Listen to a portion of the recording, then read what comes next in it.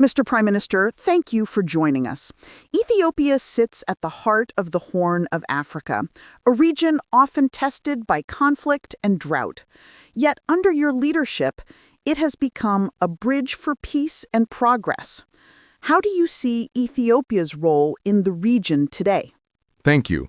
Ethiopia's role has always been one of connection, not domination. In 2018, we ended 2 decades of frozen conflict with Eritrea. That peace didn't just open borders, it reopened hearts, families, and trade routes. The ripple effects reached Somalia, Djibouti, and Sudan. We are now working to make the Horn of Africa a region of cooperation, where trucks carry food instead of fear, and pipelines and power lines connect people rather than divide them. Mr. Prime Minister, you've been praised for your mediation efforts beyond Ethiopia's borders, in Sudan, South Sudan, and across the continent. What drives your regional diplomacy? Peace is never just local. When our neighbors suffer, our own stability weakens. That is why we've worked to mediate during Sudan's transition, supported peace in South Sudan, and hosted African Union talks in Addis Ababa, the diplomatic heart of Africa. Our peacekeeping missions, with more than 8,000 Ethiopian soldiers under the UN, are an extension of that same principle, helping rebuild schools, markets, and lives in places like Darfur and Abyei. Mr. Prime Minister, you often speak about development and sustainability as part of peace. The Green Legacy Initiative has drawn global attention. Could you tell us more about it? The Green Legacy is one of Ethiopia's proudest efforts. Since 2019, our people have planted more than 40 billion trees, the largest reforestation campaign on Earth. It's not just about trees, it's about reviving ecosystems, improving soil fertility, and creating jobs for young people. Each seedling represents resilience, our answer to climate change, and our gift to the next generation. Mr. Prime Minister, the Grand Ethiopian Renaissance Dam has become a symbol of ambition and national pride. Yet some nations, particularly Egypt and Sudan, have expressed concern. How do you respond to that?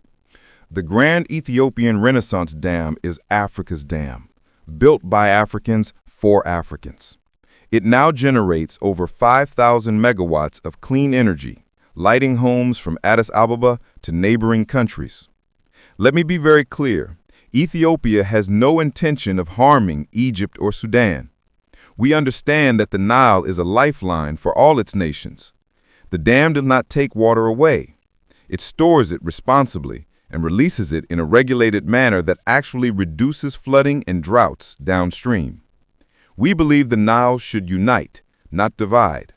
This project is a model of shared benefit and mutual respect among African neighbors. Mr. Prime Minister, Ethiopia has also shown growing interest in regional port access, especially in using Eritrea's Aksum port. How does this fit into your vision of cooperation with Eritrea? Ethiopia is a landlocked nation, but we see ports not as points of conflict, but as bridges of prosperity. Our use of the Aksum port will never harm Eritrea. On the contrary, it can bring mutual growth, new trade routes, jobs, and shared infrastructure. We seek partnership, not possession. The peace we restored with Eritrea must now evolve into economic cooperation, where both nations benefit and the people on both sides of the border prosper together. Mr. Prime Minister, Ethiopia has also played a humanitarian role through peacekeeping, refugee support, and regional trade. How do these efforts reflect your vision of solidarity? Ethiopia has always opened its doors. We host refugees from Eritrea, Somalia, and South Sudan, not as strangers, but as brothers and sisters. We trade, we share water, and we build trust. Through initiatives like the Ethiopia-Djibouti Water Project, we're providing clean water to hundreds of thousands in Djibouti. That's what we call hydraulic diplomacy, using shared resources to create shared futures. Mr. Prime Minister, Ethiopian Airlines, your coffee exports, and your growing economy have all drawn international recognition. What message does that send about Ethiopia's place in the world economy? Ethiopia is rising with quiet strength. Our airline now connects Africa to the world. Our coffee, the world's favorite, began on our soil and still sustains millions of farmers. We've achieved wheat self-sufficiency, expanded our telecom sector, and continue to attract investment through the African Continental Free Trade Area and BRICS partnerships. These are not just statistics. They're stories of people lifting themselves out of poverty with dignity. Mr. Prime Minister, you often refer to Ethiopia's proud history, from the victory at Adwa to the discovery of Lucy. How does that heritage influence your leadership? Ethiopia's soul is ancient, but its spirit is young. We remain the only African nation never colonized, and that history gives us a duty to lead with integrity and independence. From Adwa's courage to Lucy's legacy, we stand as guardians of Africa's pride and as architects of its future. We must honor that by uniting, innovating, and protecting the planet we all share. Mr. Prime Minister, if you were to summarize Ethiopia's message to the world today, what would it be? In a time when the world feels divided, Ethiopia's message is simple. Unity is strength. We plant trees, we share water, we make peace, not for applause, but for survival. Ethiopia does not shout our gifts, we live them. In every leaf planted, every border reopened, and every turban that turns, we show that Africa's heartbeat can steady the world's pulse. One neighbor, one leaf, one act of peace.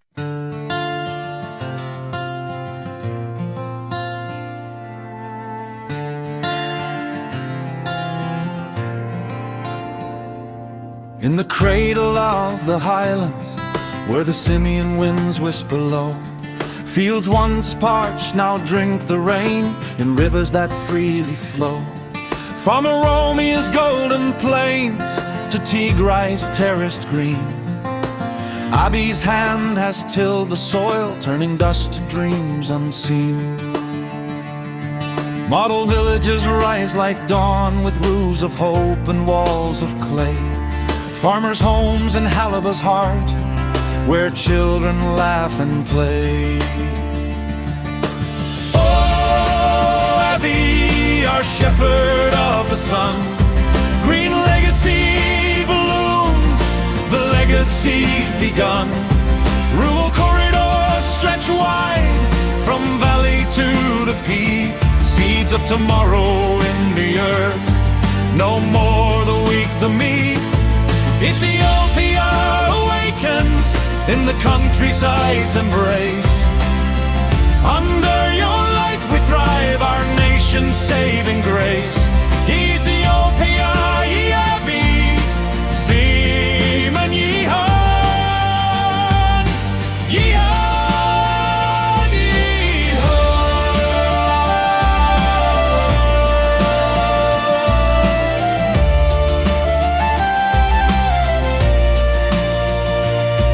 Irrigation veins pulse life through Koisha's mighty dam.